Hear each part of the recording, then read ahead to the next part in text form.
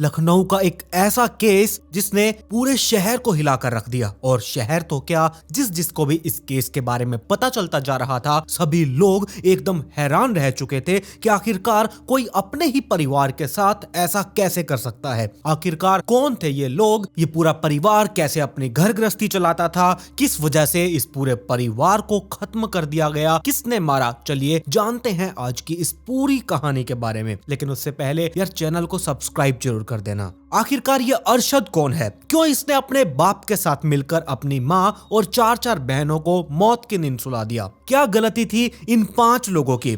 क्या सच में ये सब कुछ पड़ोसियों के दबाव में किया गया, या फिर सच में इससे भी ज्यादा कुछ खौफनाक है? और फिर क्राइम कर लेने के बाद, 5 लोगों को मार देने के बाद, आखिरकार क्यों अरशद ने पुलिस स्टेशन में जाकर अपना गुनाह कबूल किया? क्यों अरशद और बदर इस्लाम को छोड़ना चाहते थे? किन किन लोगों को अरशद ने अपनी माँ बहन की मौत का जिम्मेदार बताया है? ये कहानी निकल कर आई है उत्तर प्रदेश की राजधानी लखनऊ से। यहाँ पर एक थाना है जिसका नाम है नाका हिंडोला। इसकी एक चौकी लगती है लोको चौकी। तारीख थी 1 जनवरी 2025 की, यानी कि नए साल के शुरुआत के साथ एक ऐसी घटना को अंजाम दे दिया गया जिसे लखनऊ के साथ साथ पूरे उत्तर प्रदेश को हिलाकर रख दिया था। 1 जनवरी की सुबह करीबन 6 से 6:30 बजे का टाइम था जब लोको चौकी में 20-25 साल का एक लड़का पहुंचा जिसका नाम था अरशद। अरशद चौकी में जाकर पुलिस वालों को बताता है कि चालबाज रेलवे स्टेशन के सामने चरणजीत नाम का एक होटल है जिसमें अभी 5 लाशें पड़ी हुई हैं, जो कि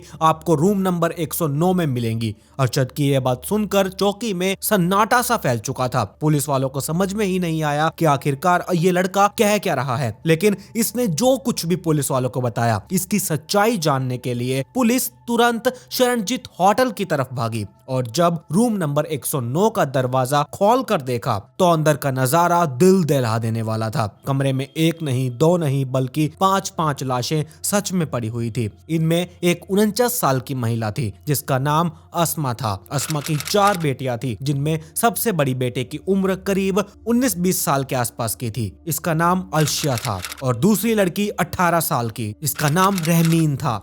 ये दोनों बालिग थी, लेकिन इनसे दोनों छोटी बेटियां ये नाबालिग थी। और ये पूरा परिवार अरशद का ही था। अरशद ने अपनी माँ आसमा और अपनी 4 बहनों को अपने पिता की मदद से मार दिया। अरशद के पिता का नाम बदरुद्दीन, जिसे बद्र भी कहा जाता है, इसने अपने ही हाथों अपने बेटे के साथ मिलकर इस खूनी खेल को अंजाम दिया। पहले इन दोनों ने आसमा को मारा, उसके बाद एक एक करके 4 बहनों को मार दिया गया। पुलिस ने तुरंत ही अरशद को गिरफ्तार किया, लेकिन अरशद के पिता बदर का कहीं भी कुछ भी पता नहीं चल पाया। अरशद को हथकड़ी पहनाने के बाद इसे पुलिस स्टेशन ले जाया गया, जबकि 5 लाशों को पोस्टमार्टम के लिए हॉस्पिटल भेज दिया गया ताकि ये खुलासा हो सके कि कितनी हैवानियत और बर्बरता के साथ अरशद और बदर ने इन्हें मार दिया है। कहीं इनके साथ कुछ और तो नहीं किया गया। कुछ टाइम बाद पोस्टमार्टम रिपोर्ट भी आई और उसमें यह खुलासा हुआ कि आसमा और उनकी 9 साल की बेटी आलिया की मौत मुंह और गला दबाने के बाद दम घुटने से हुई थी, जबकि तीनों बेटियां अक्सा, रहमीन और अलशिया के दोनों हाथों की नस काटने के साथ साथ मुंह और गला भी दबाया गया था। और ये काम करने वाला कोई और नहीं बल्कि इन्हें ही जन्म देने वाला बदर था, जिसने अपनी बेटियों को मौत के घाट उतारने के लिए पहले उनके हाथ की नसों को काटा और फिर नाक और मुंह बंद कर रखा। तीनों बहनों की मौत की वजह बहुत ज्यादा रक्त का बहना भी बताया गया। और सबसे हैरान कर देने वाली बात यह थी, जब इन 5 को मारा गया तो इन्होंने ना तो अरशद और बदर का विरोध किया और ना ही चीखने चिल्लाने की किसी ने कोई आवाज सुनी। और इसकी एक बड़ी वजह निकलकर सामने आई। दरअसल अरशद और बदर ने पहले ही इन 5 को रास्ते से हटाने का प्लान बना लिया था। इसलिए पहले इन्होंने इन 5 को कुछ नशीले पदार्थों का सेवन करवाया और फिर जब ये 5 बेहोशी की हालत में चले गए तब इन्हें एक एक करके बेरहमी से मार दिया गया। अरशद ने तो इन्हें मारने के बाद एक वीडियो भी बनाई थी जो आज न्यूज चैनल से लेकर सोशल मीडिया तक पर हर एक जगह पर वायरल हो रही है। इस वीडियो में अरशद ने 5 लोगों की मौत का जिम्मेदार अपने पड़ोसियों को बताया। इस वीडियो को बनाते टाइम पिता बदर भी इसी होटल के कमरे में मौजूद था, जिसके पीछे से फुसफुसाने की आवाज साफ साफ सुनी जा सकती है। अस्सलाम वालेकुम, मेरा नाम मोहम्मद असद है। आज बस्ती वालों की वजह से उनसे थक हार कर आज मजबूरी में हमने सब ने पूरी फैमिली ने एक कदम उठाया है। आज अपने हाथ से अपनी बहनों को और अपने आप को मारा है मैंने। जी, जब पुलिस को एक वीडियो मिले तो आप एक बात जानिए, इस सब चीज़ों की जिम्मेदारी बस्ती वाले हैं। उन्होंने हमारे घर छीनने के चक्कर में न जाने कितने कितने हम लोग पर जुल्म करे। हमने आवाज़ उठाई लेकिन हमारी किसी ने न सुनी आज तक। इसलिए मजबूरन आज हमें 10-15 दिन हो गए फुटपाथ पर सो रहे हैं, ठंड में भटक रहे हैं। हम बच्चों को ये नहीं चाहते बच्चे ठंड में भटकें। हमारा घर इन्होंने छीन लिया है, मकान के पेपर्स हमारे पास हैं, और जो जो मंदिर का नाम करना चाहते थे, अपना धर्म परिवर्तन करना चाहते थे, इसलिए हमने इसके कागज़ सारे अपने पास रखे हुए हैं। पुलिस को एक वीडियो मिले तो लखनऊ पुलिस से, योगी जी से ये गुजारिश है कि इन जैसे मुसलमान कहीं मत छोड़ो। आप जो कर रहे हो बहुत बढ़िया कर रहे हो। भले ही ये घटना लखनऊ में घटी थी, लेकिन ये पूरा परिवार आगरा का था। आगरा से करीब 15 किलोमीटर दूर एक जगह लगती है इस्लाम नगर। यहीं पर ये पूरा परिवार 15-17 सालों से रह रहा था। इससे पहले बदर दिल्ली में रहा करता था। इस्लाम नगर में मौजूद गोश्त वाली गली में ही इनका अपना घर था, जहां इनके अपने पड़ोसियों के साथ कुछ खास नहीं बना करती थी। और इन्हीं पड़ोसियों को अरशद ने एक अपनी वीडियो में घसीटा है। अरशद ने आफ्ताब अहमद, अलीम खान, सलीम अहमद, रानू, आरिफ, अजहर और ऐसे कई नाम इसने लिए हैं। मेन जो इंसान है रानू और आफ्ताब अहमद, अलीम खान, सलीम, ड्राइवर, अहमद, रानू, आरिफ, अजहर और इसके और रिश्तेदार हैं जो ऑटो चलाते हैं, और भी उसके गली में रिश्तेदार रहते हैं। भड़बूज आए हैं ये लोग बहुत बड़ा भूमि माफिया गैंग चलाते हैं। इसमें लड़कियों को बेचते हैं। इन लोगों का यही प्लान था कि हम लोगों को जेल पहुंचा के हमें दोनों को किसी भी प्लान झूठे इल्ज़ाम में जेल पहुंचाकर हमारी बहनों को हैदराबाद में लड़की सप्लाई करता है एक सामने घर के सामने वाला, उसके हाथों हमारी बहनों को बिकवाना, जिनकी वजह से इसने अपने परिवार को खत्म कर लिया। अरशद का ये कहना है कि बस्ती वाले इनके घर पर कब्जा कर रहे थे। इनकी बहनों को हैदराबाद में बेचकर उनसे देह व्यापार करवाना चाहते थे। इन सब से तंग आकर पहले अरशद और पिता बदर ने खुद को मारने का फैसला किया, लेकिन फिर इन्होंने ये सोचा कि इनके मरने के बाद इनके पड़ोसी महिलाओं पर हावी हो जाएंगे। इसीलिए पहले इन्होंने खुद ना मरकर पहले अपनी बहन बेटियों को मारने का प्लान बनाया और उसके बाद मौत के हवाले भी कर दिया गया। और अरशद ने ये वीडियो में भी खुलासा किया है, ये लोग इस्लाम को छोड़कर हिंदू धर्म को भी अपनाना चाहते थे। इसीलिए मुस्लिम बस्ती के लोग इनके खिलाफ थे, इन्हें मारना चाहते थे। इनके घर की महिलाओं को लगातार तंग किया जा रहा था, यहाँ तक कि इन्हें मारने की धमकियां तक दी जा रही थी।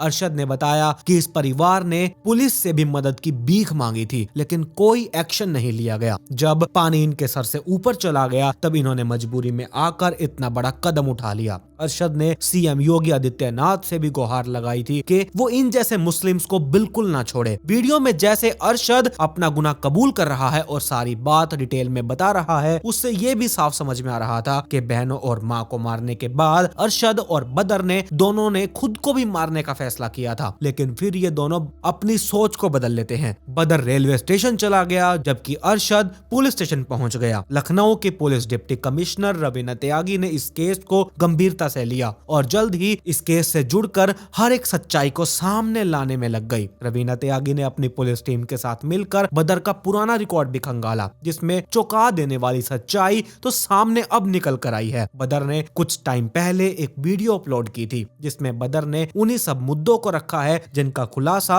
अरशद ने अपनी वीडियो में किया था। बदर ने वीडियो में कहा कि बस्ती वाले काफी समय से इन्हें परेशान कर रहे थे। पड़ोसियों के खिलाफ शिकायत लेकर जब ये पुलिस के पास पहुंचा तो पुलिस ने भी इनकी कोई मदद नहीं की। बदर ने यह भी बताया कि बस्ती वाले हर वक्त उससे झगड़ते रहते थे, इन्हें परेशान करते थे, क्योंकि वो बहुत अच्छे से जान चुके थे ये लोग हिंदू धर्म को कबूल करना चाहते हैं। तो क्या सच में बदर और अरशद ने मतलब कि ये सब अपनी महिलाओं को, अपने घर की महिलाओं को बचाने के लिए किया था? क्या सच में वो लोग बस्ती वालों से इतना ज्यादा तंग आ चुके थे? जी ऐसा कुछ भी नहीं है। असल में बात तो यहाँ पर अब ये है, ये जो परिवार है इसने ये कहानी अपने आप को बचाने के लिए सुनाई है। पुलिस ने जब सच्चाई का पता लगाने के लिए एक एक चीज को बारीकी से खंगाला, उसके बारे में जाना समझा। फिर पुलिस वाले भी दंग रह चुके थे। अरशद ने कहा कि बस्ती वालों ने इनके घर पर कब्जा कर लिया था, इसीलिए लखनऊ पुलिस ने आगरा पुलिस की मदद ली और आगरा पुलिस ने जब आगरा के इस्लाम नगर में जाकर जांच पड़ताल की तो पता चला कि बदर के घर के आधे हिस्से पर एक पड़ोसी का घर बना हुआ है जिसका नाम था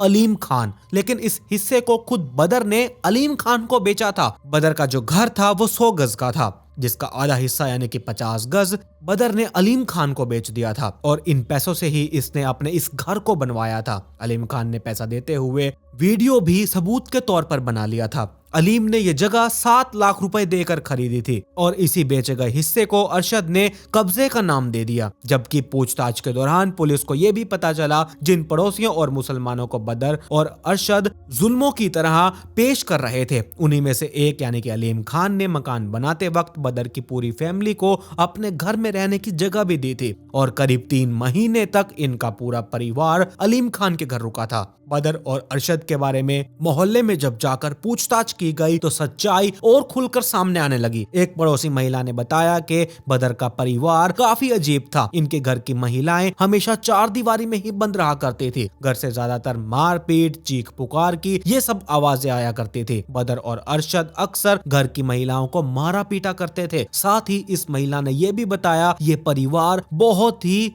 कम यहाँ पर रहा करता था। ये लोग 4-5 दिन इस घर में रहते, उसके बाद कहीं और चले जाते और ऐसे ही लंबे समय से चल रहा था। बदर और अरशद का बिहेवियर काफी ज्यादा अजीब था और अरशद को यहाँ बहुत गुस्सैल किस्म का भी बताया। छोटी छोटी बातों पर यह गुस्सा हो जाया करता था। लड़ना इसकी आदत बन चुकी थी। जिस तरह पड़ोस में लोग एक दूसरे के साथ परिवार की तरह मिलजुल कर रहते हैं, वैसा बदर के परिवार के साथ कुछ भी नहीं था, बल्कि ये लोग अपने काम से काम रखा करते थे। महिलाओं को कहीं भी आने जाने नहीं दिया जाता था। अरशद बदर का अपने ही परिवार के साथ वाद विवाद चलता रहता था। इन्वेस्टिगेशन के दौरान एक और हैरान कर देने वाला खुलासा हुआ जिसमें यह पता चला कि बदर की ये फैमिली उसकी दूसरी फैमिली थी, यानी कि इससे पहले भी बदर एक और शादी कर चुका था जिसमें इसकी एक बीवी और एक बेटी थी। इससे पहले परिवार के साथ बदर आगरा के इस्लाम नगर में आया था। कुछ टाइम बाद इसकी पहली बीवी की मौत हो गई। अब सिर्फ इसके परिवार के नाम पर इसकी एक बेटी बची थी। जल्द ही बदर ने दूसरी शादी कर ली और दूसरी शादी के बाद अस्मा इसकी दूसरी पत्नी बन चुकी थी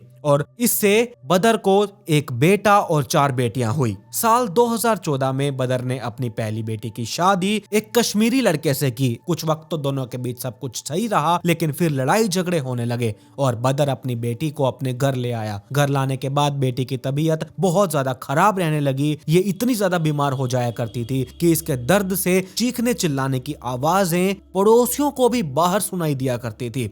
बीमारी के चलते जल्द ही इस लड़की की डेथ हो गई और इसी वक्त बदर की मानसिकता का खुलासा होता है। बदर अपनी बेटी को कब्रिस्तान में दफनाने की बजाय अपने घर में ही दफना देता है। जब पड़ोसियों को इस बात के बारे में पता चला तो आपस में लोग बातें करने लगे और फिर लड़की को घर से बाहर निकालकर कब्रिस्तान में दफनाया गया। लेकिन हैरानी की बात यह थी कि इस जनाजे में मुश्किल से 10 लोग भी शामिल नहीं थे, क्योंकि बदर किसी भी पड़ोसी के साथ अच्छी बोलचाल नहीं रखा करता था। इसीलिए कोई भी इस परिवार के साथ मेल मिलाप रखना पसंद नहीं करता था। ये घटना ये साबित कर रही थी कि बदर किस मानसिकता से गुजर रहा था जिसने अपनी बेटी को घर में दफना दिया। यहाँ बदर की मानसिकता अपने खुद के परिवार के नाश का कारण तो बनी ही, साथ ही सनकी अरशद के सनकी होने, उसके गुस्सा, उसका बर्ताव उसके परिवार को बर्बाद करके रख दिया। 24 साल का अरशद भी शादीशुदा है, लेकिन इसकी बीवी ने इससे अपना रिश्ता तोड़ लिया था और यह खुलासा तब हुआ जब इस घटना के बाद पुलिस को अरशद की शादीशुदा जिंदगी के बारे में पता चला। अरशद की सास ने बताया कि अरशद ने उनकी बेटी को काफी परेशान किया था। उसके साथ मारपीट करना उसकी आदत बन चुकी थी। बात बात पर वो उसे गुस्सा किया करता था। हाथ उठाना, गाली गलौज करना, ये सब हर रोज का डेली रूटीन का इनका हो चुका था। अरशद की बीवी अरशद के बर्ताव से अब बहुत तंग आ चुकी थी और साथ ही अपने ससुर बदर से भी बहुत परेशान हो चुकी थी, क्योंकि बदर अपनी ही बहू पर गंदी नजर बनाए रखता था। उसे गंदी गंदी नजरों से देखा करता था, उसे इशारे करता और तो और जब अरशद अपनी बीवी के साथ सो रहा होता तब भी ये इन दोनों पर नजर रखा करता था और ये सब शादी के 2 महीनों के अंदर ही अंदर में चल रहा था। अरशद की बीवी ने अपनी सास को भी इसके बारे में बताया। इस पर अरशद की माँ यानी कि अस्मा ने कहा कि अगर तुम जिंदा रहना चाहती हो तो इस घर से दूर चली जाओ। अरशद की बीवी ने अपने रिश्ते को कायम रखने के लिए पूरी कोशिश की, लेकिन जब कोई नतीजा सामने निकल कर नहीं आया, वही मारपीट उसके साथ चलती रही, तो शादी के 2 महीनों के बाद ही वो अपने घर चली गई और माँ ने भी अपनी बेटी को दोबारा ससुराल ना भेजने का फैसला कर लिया और कुछ ही टाइम बाद तलाक लेकर अरशद की बीवी ने दूसरे लड़के से शादी कर ली। अरशद की सास ने बताया कि अरशद और बदर का बर्ताव बिल्कुल भी ठीक नहीं था, लेकिन अरशद की माँ बहुत अच्छी थी। वो उनकी बेटी को अच्छे से समझती थी, उनका ख्याल रखती थी और चुपचाप अपनी बेटियों के साथ यहाँ रह रही थी। बदर तो अपनी बीवी और बेटियों को मारता ही था, साथ ही अरशद भी अपनी माँ के साथ गलत व्यवहार किया करता था, बहनों पर हाथ उठाता था। यही मारपीट, चीखने चिल्लाने की आवाज पड़ोसी भी अक्सर सुना करते थे, लेकिन कभी दखल देने की पड़ोसियों ने कोशिश तक नहीं की, क्योंकि अरशद और बदर ऐसे लोग थे जो छोटी छोटी बातों पर गलत इल्जाम लगा दिया करते थे और पुलिस को बुला लिया करते थे। और ऐसा ही इन्होंने 16 दिसंबर 2024 को भी किया। अरशद ने बताया कि एक टेम्पो हमारे घर के अंदर आ जाता है, जिससे छोटी बहन को गंभीर चोट लग जाती है, जिसके बाद इनके पड़ोसियों के साथ मारपीट होने लगी और अरशद और बदर पुलिस को कॉल करके तुरंत बुला लेते हैं, लेकिन पुलिस इनकी मदद करने के बजाय समझौता करवा देती है। ऐसा अरशद ने अपनी वीडियो में भी बताया और ये वीडियो भी बहुत वायरल हुई थी। अरशद की इस वीडियो के मुताबिक पुलिस और पड़ोसियों को गलत ठहराया गया। इसलिए जब मीडिया थाना इंचार्ज भानु प्रताप से इसके बारे में पूछने गए कि आखिरकार 16 दिसंबर को हुआ क्या था और क्यों पुलिस ने अरशद के परिवार की मदद नहीं की, तो भानु प्रताप असलियत बताते हैं तो कहानी एकदम पलट कर सुनाई दी। भानु प्रताप ने बताया कि पड़ोस में रहने वाले आफ्ताब के घर में मेहमान आए हुए थे जो कि ऑटो में बैठे हुए थे, लेकिन तभी ऑटो आउट ऑफ कंट्रोल हो गया और अरशद की दुकान में घुस गया, जिसकी वजह से दुकान में रखा हुआ सारा सामान फैल गया, कुछ टूटा भी। बदर और अरशद ये देखकर तुरंत पुलिस वालों को बुला लेते हैं। पुलिस जब पूरे केस को समझती है तो इसमें आफ्ताब की कोई गलती नहीं थी,